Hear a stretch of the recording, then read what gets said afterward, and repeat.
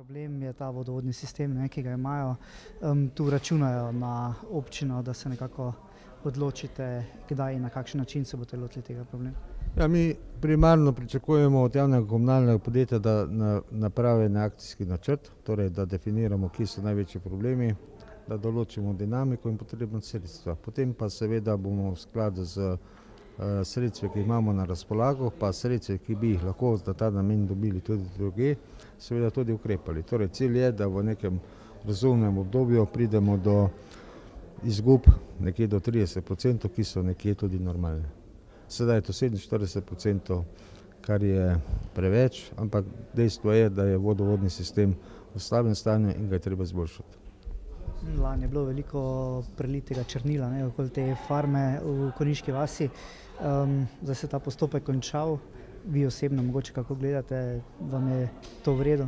Ja, jaz sem imel, to je pač sedaj želja investitorja, torej on bi moral sedaj narediti celovito presojo, ne, in se odločil, da ne bo in je te aktivnosti sedaj ustavil, to je pač njegova odločitev. Glejte, lokalna skupnost pač mora delati v skladu z predpisi, ki veljajo, torej tudi z veljavnim prostorskim načrtom in jaz tu nimam težav, torej jaz nisem tisti, ki bom zaviral torej iniciativo, ampak moramo se držati pravil.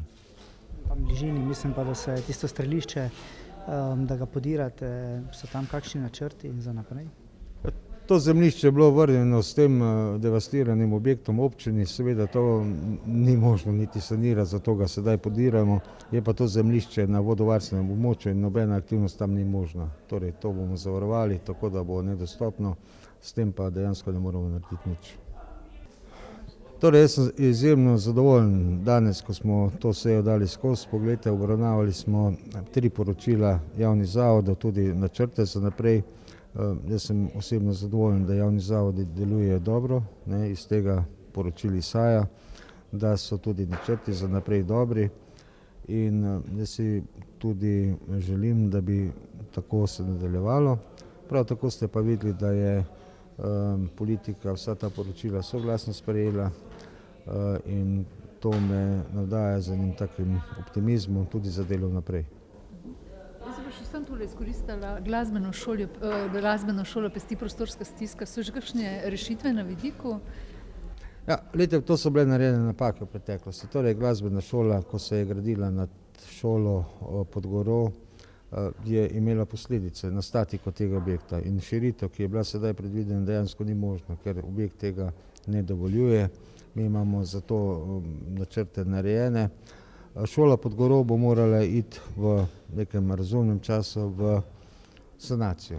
Ali bomo to sanirali, ali bomo to porušili in zgradili novo. Torej, te odločitve še ni sprejete, torej mi se sedaj pogovarjamo, bomo šli tudi na ministrstvo se pogovarjati. Govorimo o investiciji ranga 3 milijona evrov. Za samo glasbeno šolo sedaj bomo pa začasno neke nadomestne prostore zagotovili tukaj v tem objektu. En oddelek se bo preselil sem, moramo ga še urediti. To bomo letošnjem letu naredili in glasbena šola bo delala normalno. Bo pa seveda potem odvisno tudi od tega, kako bomo šolo pod Goro sanirali. Morda samo še tole za kompleks Trebnik, prav tako nekako iščete neke optimalne rešitve vsebinske?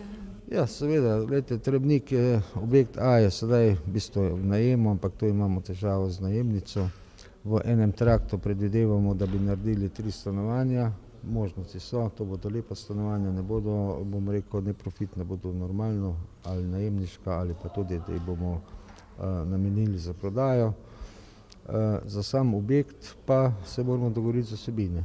Torej, ko bomo znali vsebine, potem se bomo lahko lažje odločili in tudi iskali, bom rekel, sredstva drugod. Občina, gledajte, vseh teh problemov, ki so, odprtih stvari v slabem stanju, pač preprosto s temi sredstvi, ki ima na razpolago, ne more narediti. Tudi je bilo danes izpostavljen problem Goliča. Ja, Golič je problem, ampak Golič je v lasti Zlatega griča in občina v tem času, v tem trenutku, bom rekel, ne vidi možnosti, da bi lahko tu kakorkoli pristopila k temu. Prenova stare tržnice, kako je zamišljena? Stara tržnica, mi začenjamo verjetno že naslednji teden z rušitvijo teh barak. Torej, to se bo podrlo, tudi ta drevesa 4, ki so ti stari topoli, se bojo podrli. Tu bomo naredili parkirišče, naredili bomo prostor, da se bodo lahko električni avtomobili priklapljali. Tu bo tudi en objekt, ki bo namenjen hitri prehrani, ampak to bo nov objekt, ki bo primeren, dostojen, ne. To je za tistega, ki to dejavnost ima. Moram pa reči, da smo v kratkem času dobili soglasje lastnikov teh objektov, da so pristali na rušenje. Hkrati s tem pa seveda tudi urejamo pešpot ob Dravini.